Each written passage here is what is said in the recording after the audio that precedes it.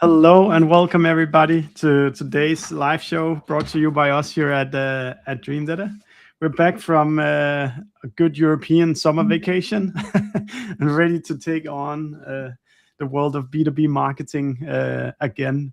And what a way to do it. Today with me, I actually have somebody who's actually fair to call a true marketing technology legend. That's you, Scott Brinker. I tried to kind of recap your career as I was preparing for this, and I could see the Martech Landscape. I think all of us who produce marketing technology follows very tightly. You've authored a book called Hacking Marketing. You've been the former VP of platform ecosystems in HubSpot, and in general, just spent 20 years or so in this MarTech world. So, Scott, thank you so much for taking the time to speak with me today at this particular point in marketing technology, where I think we're all feeling the tectonic plates moving a bit more than they used to. But Scott, there might be people who have never heard about you, and I don't know if I did you justice. Or how would you describe? I know you just left HubSpot, so how would you describe kind of your professional status at the moment?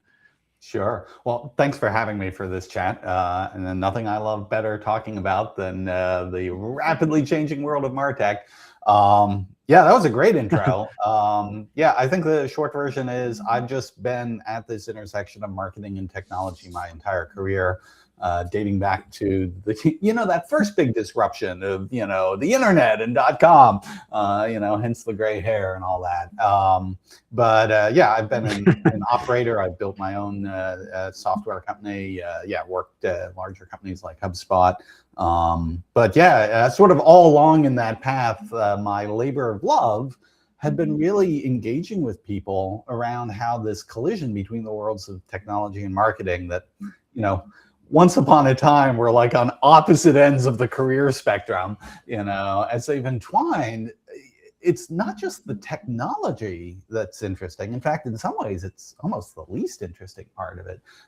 It's how marketing has changed, the way you think about it strategically, the way the organizations are set up, the talent, the individuals you have, and boy, that's moving even faster. So anyway, these days, I left HubSpot almost a year ago now, September of last year, and I've just been full-time as a MarTech analyst and advisor. And man, even spending like 24/7 on this stuff, I can barely keep up with all the changes that are happening. It's a wild time.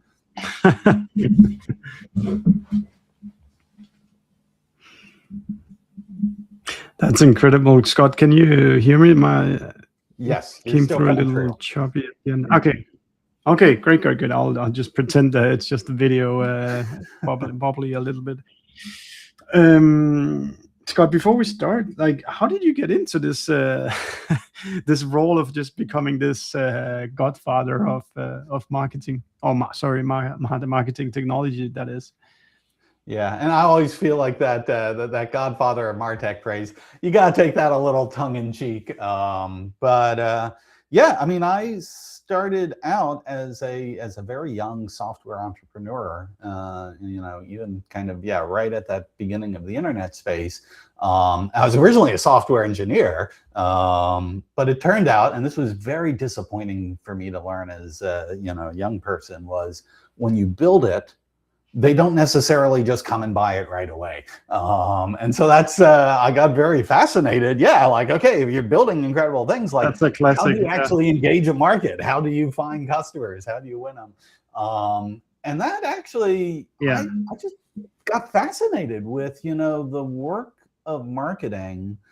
And particularly right at that moment, they say timing is everything, right at that start of the whole .com revolution, you saw these two worlds colliding where marketing really needed to embrace these new digital channels as a way, calling them new digital channels now, boy, that sounds anachronistic. But at the time, right, there were these new channels and what's the new technologies we use to get there. I just found it fascinating. And I don't know, I've always been, one foot in the world of engineering and software and IT and one foot in the world of marketing. And yeah, it's, the space has only gone more interesting as the years have gone by. It's super fascinating, Scott. I want to kind of, I'd love to kind of hear you kind of like, if we start with just your quick take on where we're at the moment with marketing technology, because it's obviously, if you look at your, the marketing landscape, it's been growing and growing and growing and adding another couple of thousand vendors every year to that landscape. But nowadays, everybody is empowered to continue to build their own pieces of software. What's that doing to the marketing landscape as you see it?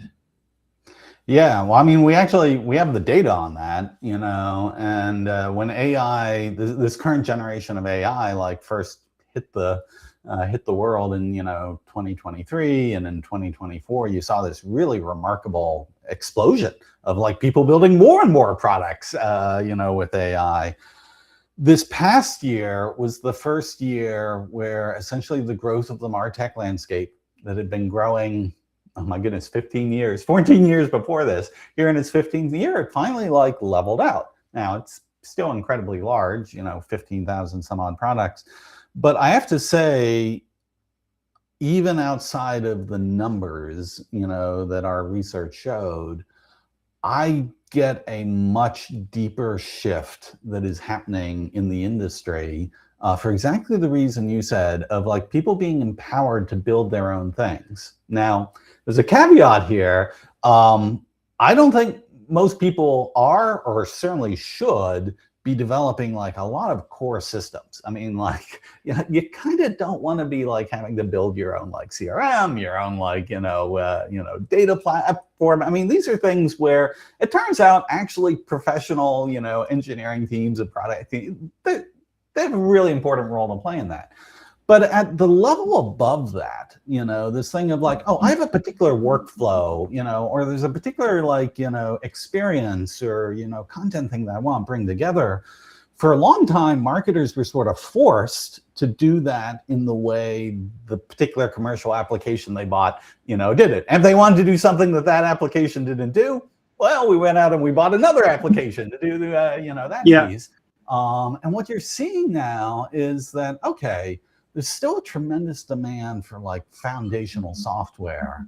I think of it as the shift towards marketing infrastructure. What is the infrastructure capabilities? It doesn't make sense for us to even attempt to build ourselves, but we need that foundation.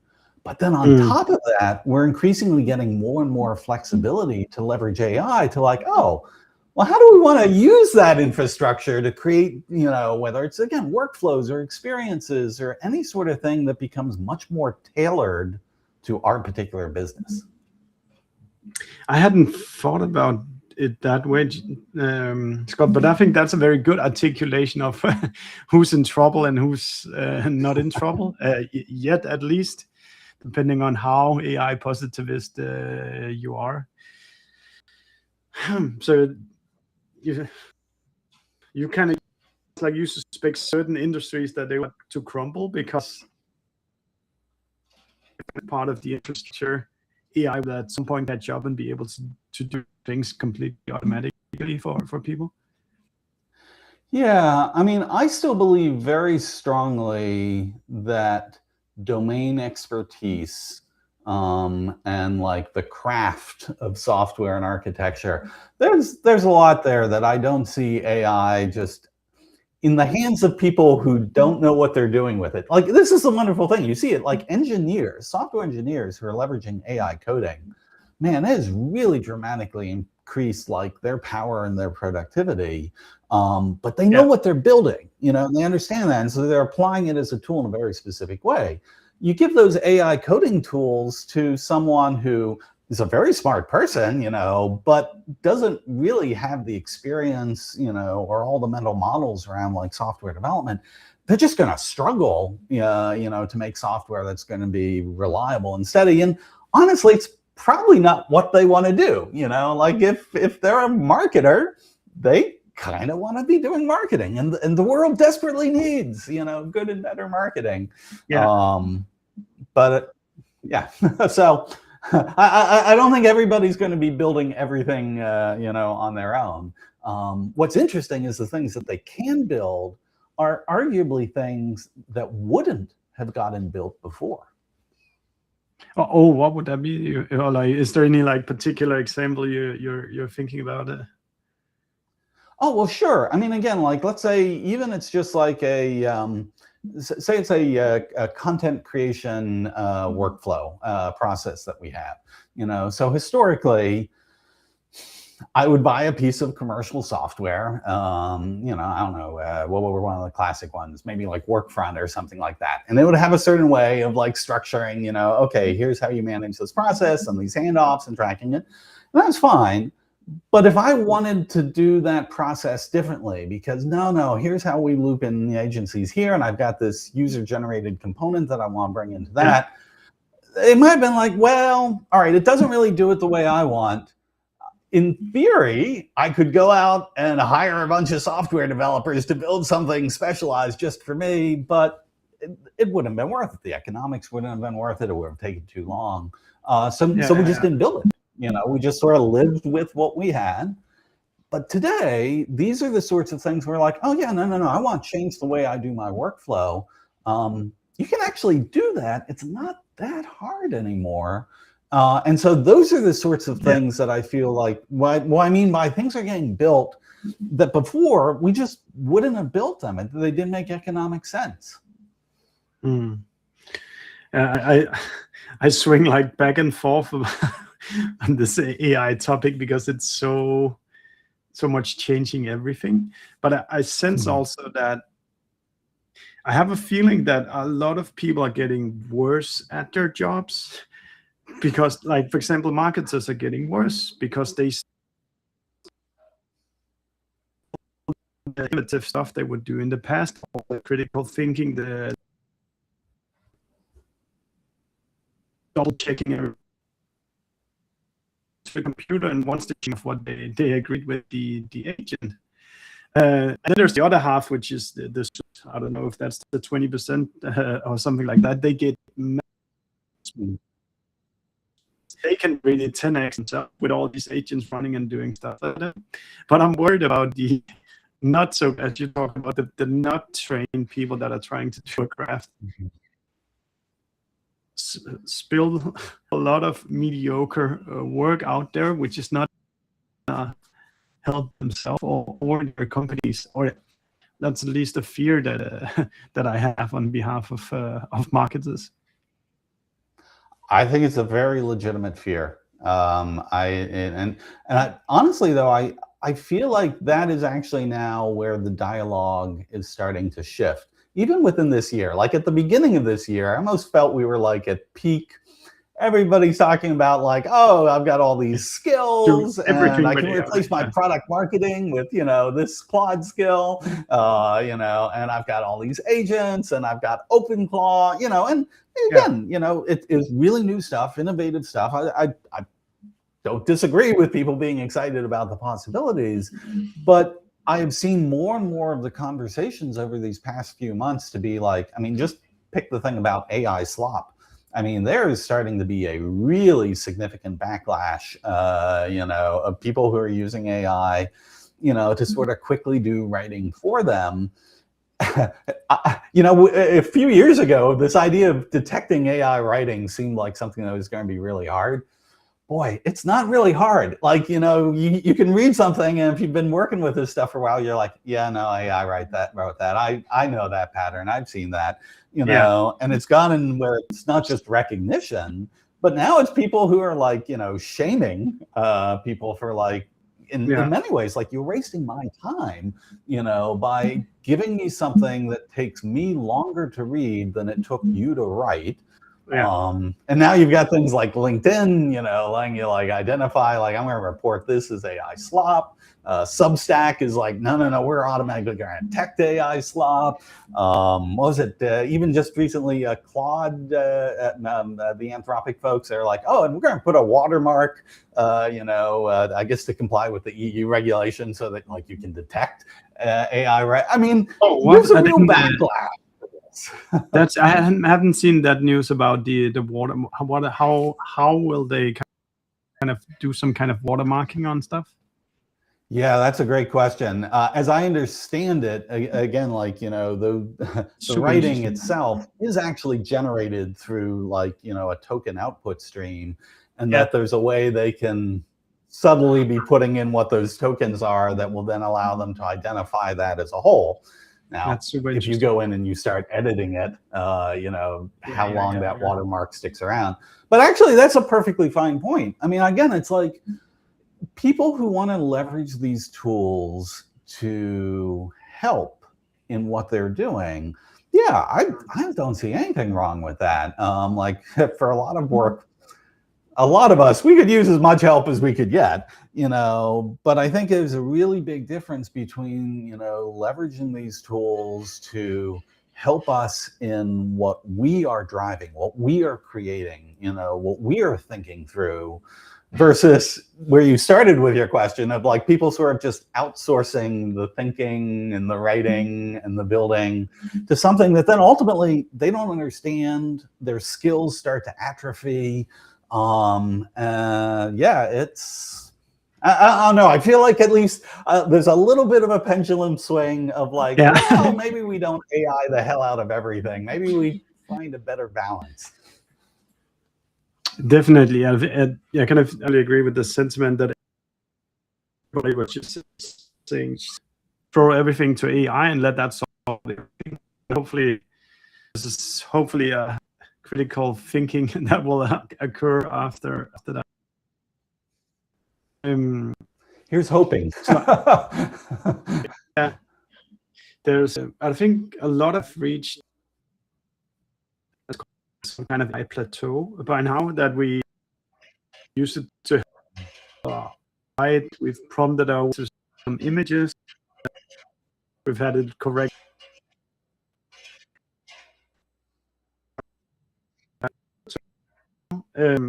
What do you think is kind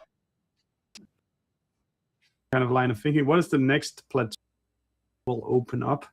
And from this kind of just simple prompts, getting a little bit of help with everything.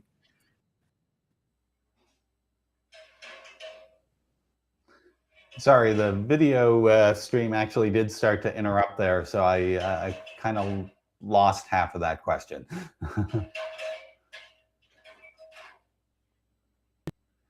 A plateau where we start out. Get some pretty. We've created an image, but like that is skill level. Where do you think kind of call it like casual usage AI? What will people in market start using next? All right, and there's a bit of cut out there too, but let me answer what I think the question was. See, this is like, me trying to like now interpret, using my real brain, not my AI brain. But I think, all right, like if it's a question about like, if there's a certain plateau that's been reached, like sort of what is this next stage? I think it was actually where we began. This idea of talking about people being able to tailor their own workflow, automation, experience creation. I mean, there are some people who are on the frontier of this work. They're usually the ones who do a lot of, like big posting on LinkedIn. But for most marketers, they haven't even really begun to do any of that. Yeah. And this is one of these things where, unlike using AI to like help you just generate your writing, which I have a lot of concerns about, using AI to help tailor a workflow or an an experience that you're going to deliver to customers. I like that because it feels a lot more like the case of engineers using AI coding tools, where it's like, okay, I have something I actually want to do. I want to see this work this way. And before, I basically had no way of making that happen. Maybe if I begged and pleaded someone in IT, they might, be able to do something 6 months from now. But, I couldn't do any of that myself, and this ability to empower individual marketers to change what they create, both for, internal process, but also external experience. I think that's a whole new generation of creative capability that marketers are going to be able to tap into. And I think the technology is kind of already there, but to learn what's possible, to get our imaginations going, to unlearn some of the old ways we're used to doing things, and that's just going to take years of the marketing profession as a whole developing this sort of new, not just skill set, but almost mindset. And so that's probably the thing I'm most excited about in this, say the next 2 to 3 years. I think you're going to see marketers actually doing real creation with AI, not just using it as a, content, auto generation machine. Yeah, it's wild to think that this is, we're still kind of looking at AI's infancy when everything is already completely crazy compared to what we could do 5 years ago. But I guess it's kind of this bit like Gartner's hype cycle, that there's a peak of hype, and then it kind of finds some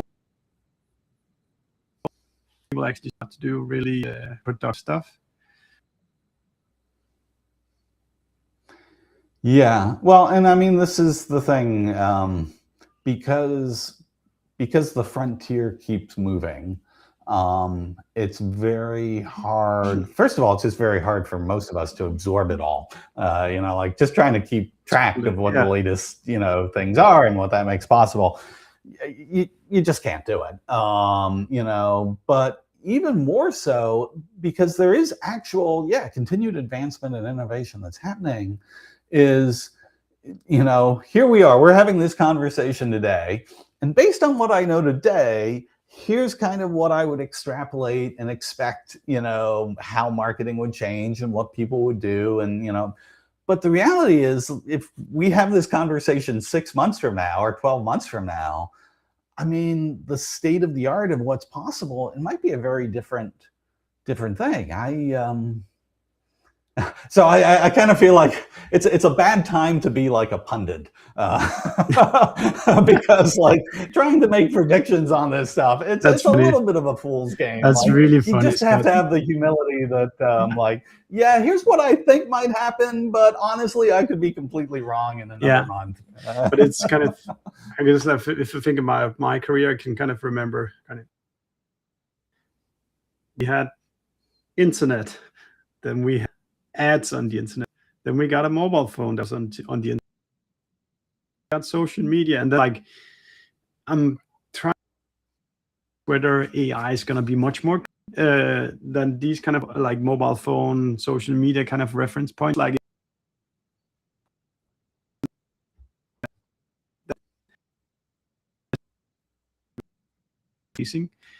which if you're up, opens up an opportunity. How to exploit all this is right now.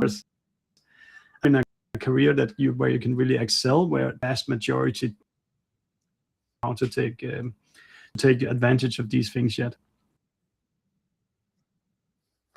Yeah, it's interesting. I was having a conversation with someone the other day that it was sort of thinking about what Ethan Mollick has called the jagged frontier of AI is absolutely amazing at some things and then not so good at others, which, perhaps surprising. And we were thinking about it in the terms of professions, if you're a lawyer or a finance person, or was one of the other examples, a chemist, working in how we design, protein folding. Yeah, I mean, there's a set of things that AI is actually remarkably good at. In fact, you could even argue the sort of software engineering AI coding use cases. One of these things is legitimately dramatically improved, what engineers can do. Meanwhile, marketing has kind of struggled. And in thinking about that, one of the possible explanations is a lot of those other fields are very well structured disciplines. In fact, they try and converge. Yeah. The whole point of like the legal system is, kind of the law is the law, and while there's, definitely some room in, how you want to argue it and, interpret it, it sort of converges on something that, is a very common model versus like the nature of, engineering too. Another great example of something that like, there are just certain best practices and code either works or it doesn't work, and you can verifiably test it. And, it's, again, not to say engineering isn't a challenging discipline, just that it is one that is very, in many ways, very convergent upon, what the right thing to do is, versus like marketing. It's just this very amorphous field, constantly changing. And it's interesting, the more, because one of the missions of marketing is how do you differentiate, whatever anybody else is doing or what other people are saying, you don't actually want to converge to doing that exact same thing. You want to find some way to stand out, and that's one of the problems with AI writing and, marketing is, these models sort of tend to converge upon producing very similar things. And to be a really good writer in marketing, you have to be like, no, I don't want to write what other people are writing. I want to write something that is going to like stand out. And so I do wonder if just the nature of the profession of marketing is that it is going to be less served by what these models are good at. That's a perfect club, Betsy's question, which is one of the ones you must hear once in a while. Do you see the total amount of marketers reducing, or do you see more things getting done by marketers instead?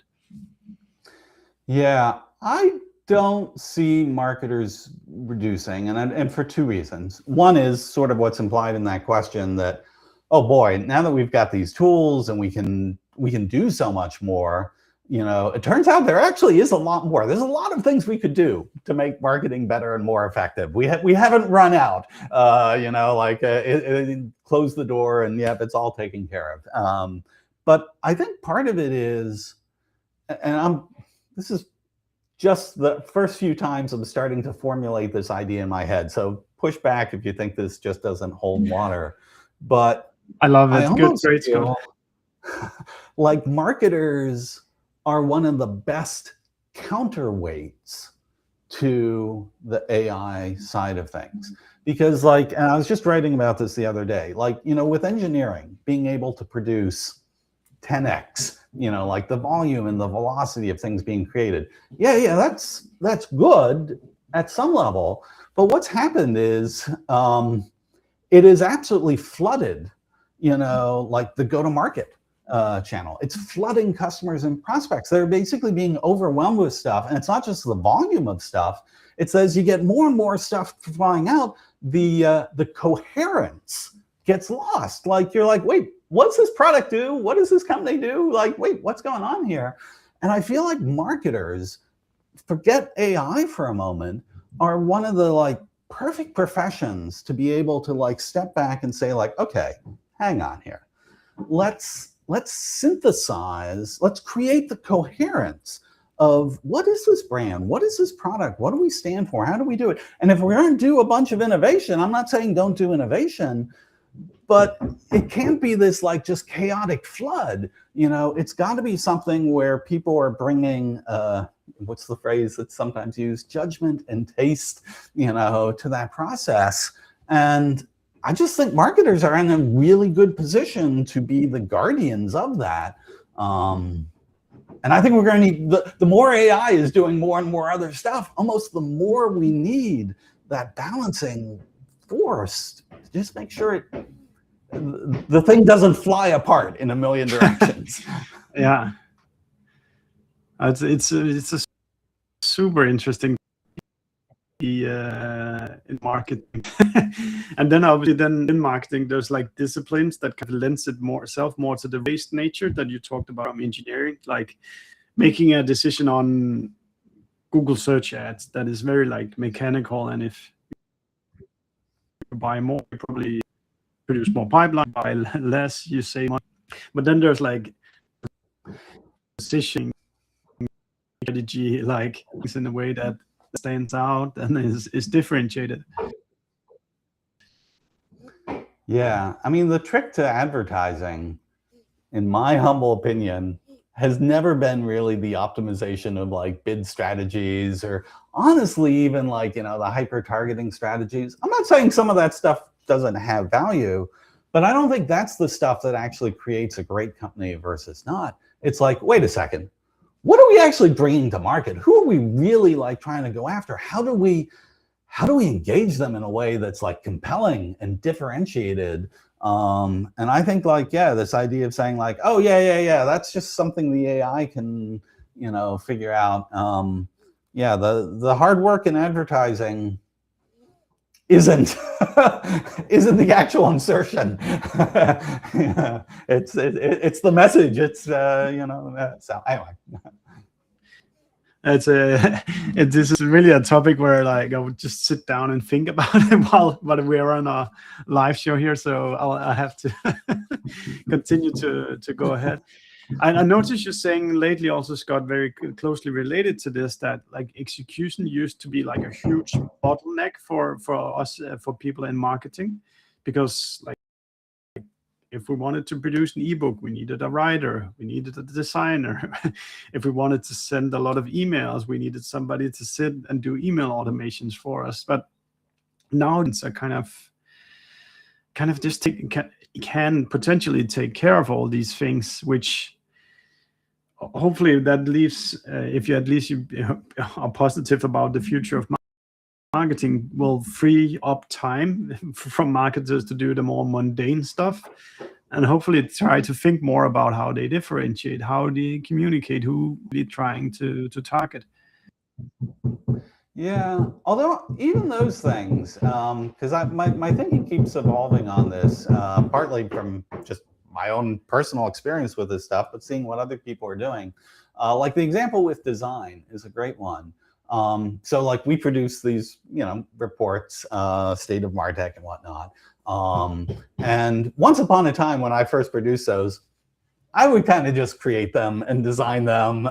And let's just be honest, they really were crap. And even if I was like having AI try and help me with that design, I wouldn't even necessarily know what its recommendations and how to evaluate them, versus like we work with a designer, on those reports, and it's not the execution of the design that is where her value is. Her value is like, she actually has a discernment about like, okay, well, what actually makes great design in this context, and what's the implication of this choice, and what that would mean, and how it interrelates with the other pieces.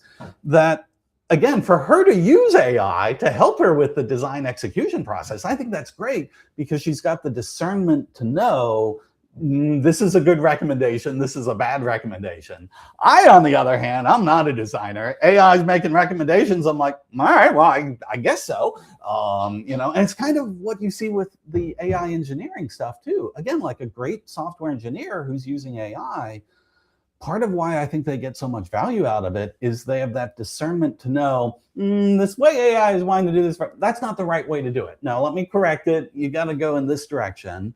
And then it's great. Versus like someone who isn't an engineer who starts doing that stuff. Yeah, sure, they can describe what they want.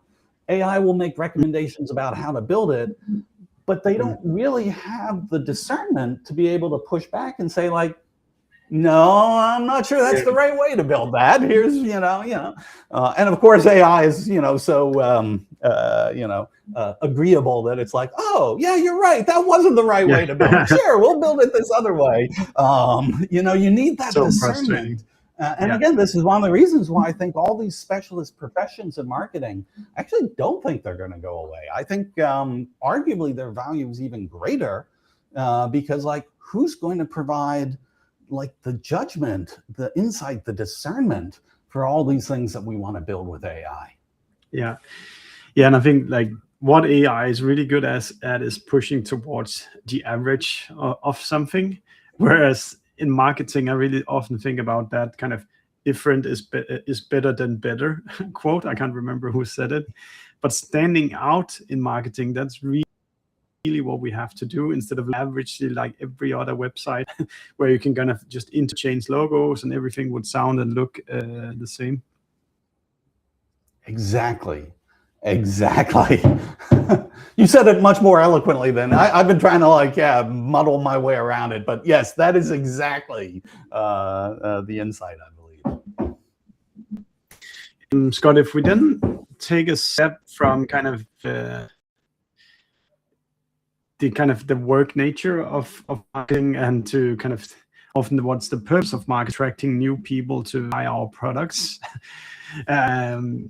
How do you think how is all this AI explosion kind of changing the way B2B buyers are buying? How does it change kind of what we should be focused on as marketers? Well, I think one of the things that's talked about a lot, and certainly in B2B, is the degree to which buyers are using AI assistants like Claude and ChatGPT and whatnot to do a lot more of their own research and comparison. That before, honestly, a lot of it fell on them. They could sort of do some Google searches to find stuff, but then they had to go off to, all these different websites and hunt around, and how do I try and synthesize this? And AI does just an absolutely wonderful job of absorbing all this information from across the internet and trying to synthesize it into answers for you. Now, I don't think that's the end of the buying process. I think that's the beginning of the buying process. And we can talk about why, but I do feel it has helped close the information asymmetry between buyers and sellers. It's funny, actually, when the internet first came around, that was one of the big things people talked about, was this idea of, before, buyers couldn't get the info, and so sellers had this great asymmetry advantage. But in reality, because there's so much information flooded through the internet, that asymmetry has actually remained, just buyers actually trying to go out and manually find, synthesize the info. It's just been really friggin' hard. But with AI, it kind of gives them an advantage. And I'll give you a very concrete example, which you may or may not like this example, like pricing on enterprise products. I'm just telling you, if you tried to go manually to websites and figure out, okay, what is this actually going to cost me? You're pretty much never going to get that answer. You were going to have to have the conversation with the sales team. They were going to med pick their way through you. There'd be this back and forth, which again, that was just the way it goes. But now, if you haven't tried this, you got to try it. Go say all right, well, pick a product, what is this actually going to cost me? Here's what I'm thinking is my scenarios. And AI has no compunctions about that whatsoever. It's happy to be like, yep, here's what we think the pricing is. Here's the model. Here's the sort of discounting patterns other people have talked about them using, and so all of a sudden, this buyer, instead of having to go through the entire, dance with, the account exec, they're like, okay, actually in about 5 minutes, I've now got a pretty decent sense of what that pricing is. Now, this question is whether or not that is accurate, which is a whole nother challenge then that gets created. Yeah. But I think it's a perfect example where this asymmetry between buyers and sellers, it is shifting to the buyers in a much more significant way than it ever had before. And I think the sellers need to both adapt to that in the way they engage with customers, but I think also need to be a lot more focused on making sure that okay, we really got to make sure we're getting the right information, out there in those, systems. Because if we don't get it out there, somebody else is going to get it out there, and it may not be the right or the one we want. As it's so significant, the change that you're describing, where kind of the control of the sales process moves more and more outside of the account executives realm. You probably didn't see it, Scott. We released a benchmark this year saying that 10% of the buyer journey timeline happens outside the sales pipeline. So 81% of the life cycle of a deal takes place before a deal is created and then won. by an AE. So just that tells you exactly what you're saying. Like you have to show up every single place on the internet where people will be searching for information about your brand.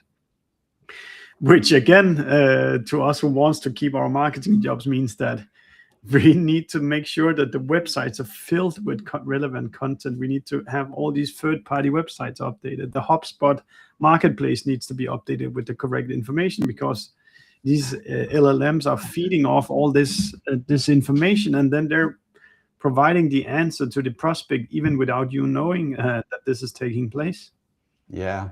And by the way, also, this is another example where I don't think the role of the account executive goes away. I still actually think for a lot of B2B buying, like that relationship and that human component is a very important part of like building these sorts of, building trust, building a real customer relationship.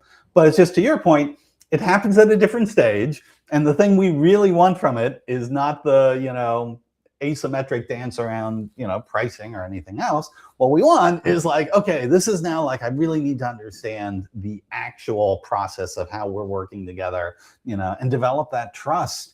And I think companies that can sort of lean in on that function, yeah, are in a position where their account reps, you know, can be as successful, if not more successful. Yeah, it's really, but it's, yeah. What we found out with Dream that is that whenever we use proprietary information, like specific benchmarks pulled out of our customer pool, the AI really up and starts sending traffic. But these kind of one article where you would just take a topic and then write about the topic and then try to kind of get the search engine to index and then so forth, those pages we're not seeing get any traffic. So kind of push towards really providing unique content to these agents that, at least for us, be making the difference. Yeah, that definitely seems to be the pattern. You know, and again, there's a bunch of these companies who focus on you know, AEO and, you know, optimization of those. It's a little bit of, you know, like black box-ish here, because nobody really knows. But, you know, generally speaking, trying to look at the trends and draw some conclusions. Yeah, this idea of like, you know, fact content, you know, is exactly the sort of stuff that these AI engines really want to absorb, because they want to be the source of factual insight. Narrative, that's a different thing, because, you know, it will absorb the narrative, but because the LLMs themselves, narrative creation is kind of, you know, like what they do naturally, you know, yeah, it's less about like, oh yeah, I really need to point at somebody else's narrative. It's like, no, I'll just synthesize, you know, my narrative version of the narrative, yeah, and I don't need to point you somewhere else. But when you're talking about actual facts, actual things that are like referenceable material, yeah, that's something that the AI, I was going to say can't synthesize, but maybe the more accurate phrase is shouldn't synthesize.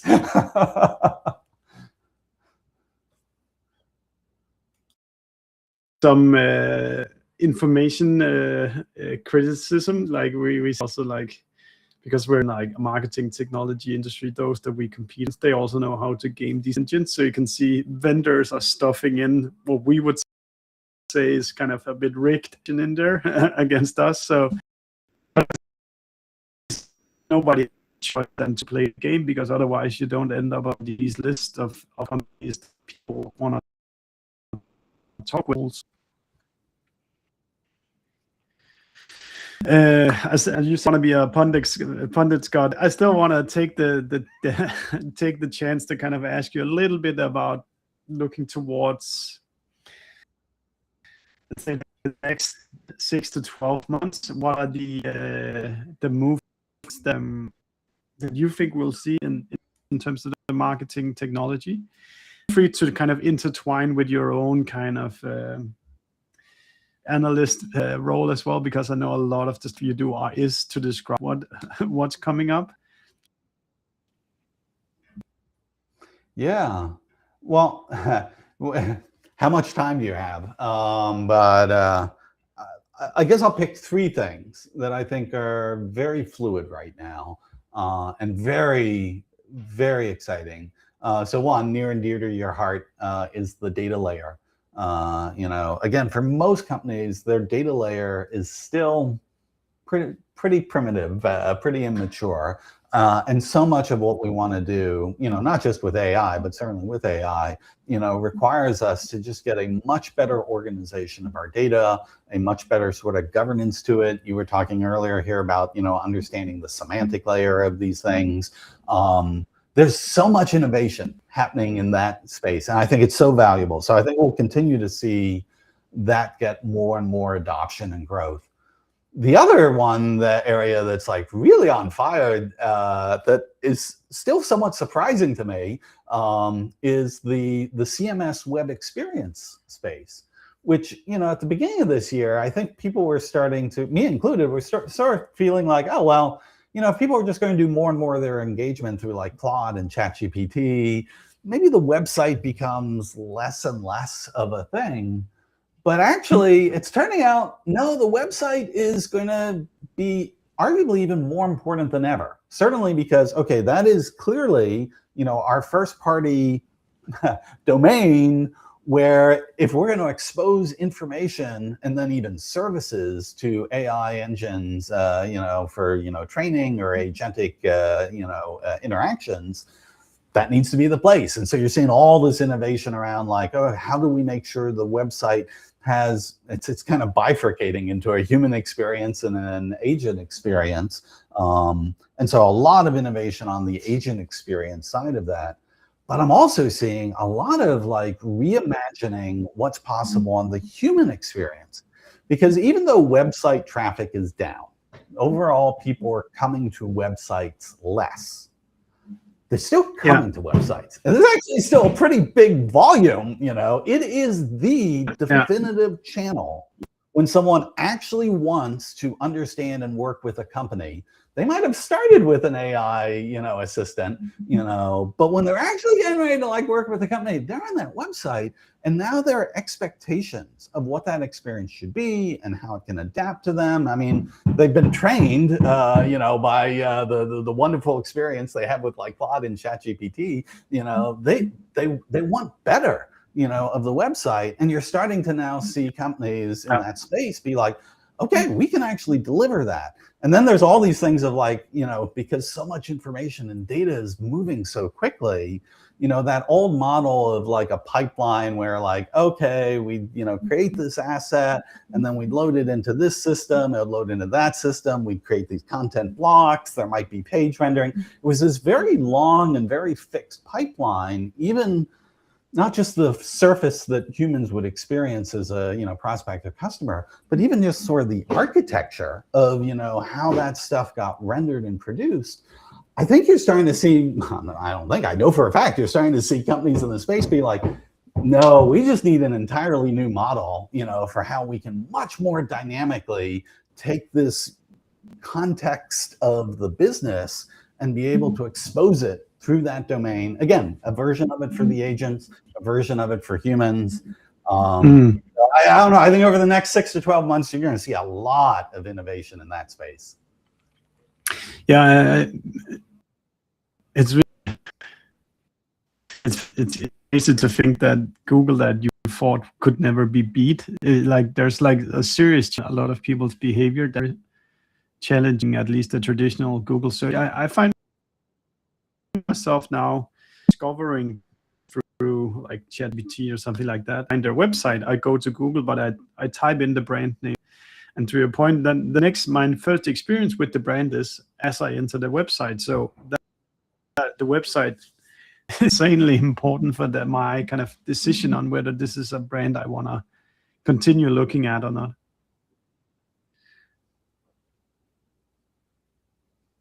Yeah, which again, all the more reason why, we were talking earlier, like, are there going to be fewer marketers? Boy, I think a business would be very unwise, to reduce marketers, because there's just so much work to be done, and it's work that really does require that sort of human judgment, that human taste. Website is a perfect example of it. I guess, but if we come back a year or two from now and every website we visit is all just friggin' amazing and it just always works and it's beautiful, has everything we need, then we're like, okay, maybe our work here is done. I'm kind of willing to bet that's not going to be the case. We're looking here to close off, Scott. What is one what's the use case that you should be exploring more of, and what would be a use case you should be using AI less to do? Yeah, so experimenting with using AI to dynamically change your workflow, I think is a very powerful thing that, again, most people actually haven't experimented with. But because so many of the MarTech products have MCP servers now exposed, if you're working with Claude or ChatGPT, to be able to start to connect some of the tools you use through MCP, and then start to like, oh, okay, here's what I want from these tools, and being able to really get into that mode where you control that flow, I think that's a really powerful place to invest. The thing I would pull back from is, surprise, surprise, the AI content generation. First of all, I think we're just generating too much content. And I think the more content we generate, it's actually counterproductive.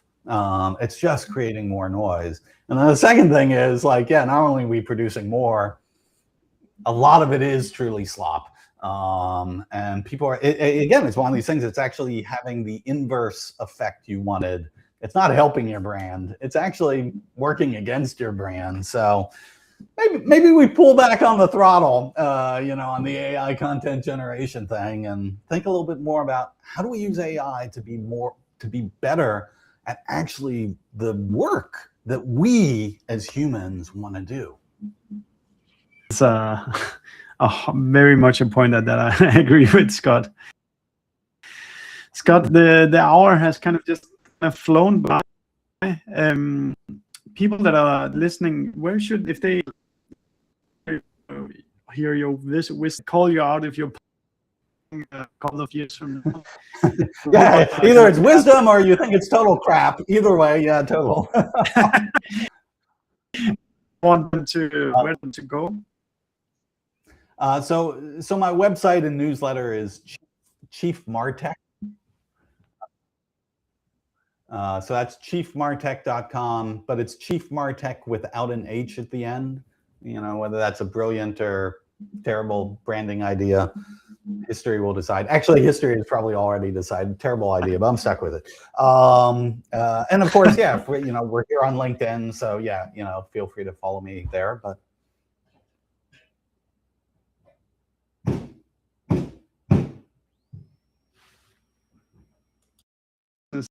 a little bit, and everybody do go give a neck to Scott, so you can kind of continue his gospel. Scott, thank you so much for your time us here today. I really appreciate it. Oh no, thank you so much for having me, Stefan. It's